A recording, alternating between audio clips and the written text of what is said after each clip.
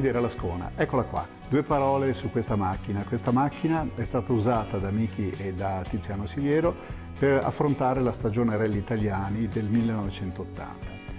Dopo l'esordio con il Cadett, con un gruppo 1, praticamente quasi strettamente di serie, con cui si misero in luce come migliori esordienti, passarono a una vettura decisamente più performante, preparata dal mago torinese Conrero, con circa 200 cavalli a disposizione, un gruppo 2, quindi con careggiate più ampie, gomme con stampo più largo e soprattutto una meccanica decisamente più elaborata.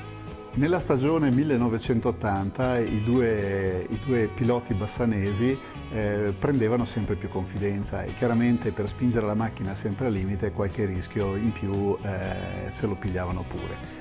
Con questa macchina riuscirono a fare le prime gare e nel rally del Ciocco, come diciamo nei Veneti, tirarono proprio un bel ciocco in quanto abbracciarono un albero e la macchina praticamente si rese inutilizzabile.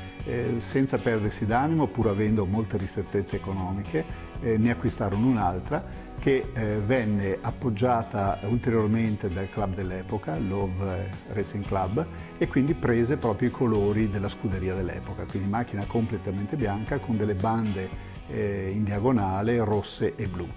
Macchina che si può vedere nella bacheca dove abbiamo l'automobilia, abbiamo tutti i modellini dell'epoca di Miki. Conclusero con successo, come abbiamo detto, l'annata, aggiudicandosi il gruppo 2. Nell'81 passarono all'Opel Ascona 400, ancora più performante, un 2004, quindi più cavalli, decisamente molto più gestibile come assetti, e passarono al campionato europeo e ottenendo ancora dei brillanti piazzamenti tali da venire ingaggiati dall'Opel stessa ufficiale, che nell'82 li fece correre ancora con una Opel 400 sempre nell'europeo e delle prime gare anche mondiali. Dopodiché passò in Lancia con la Totip, ma quella è un'altra storia ancora.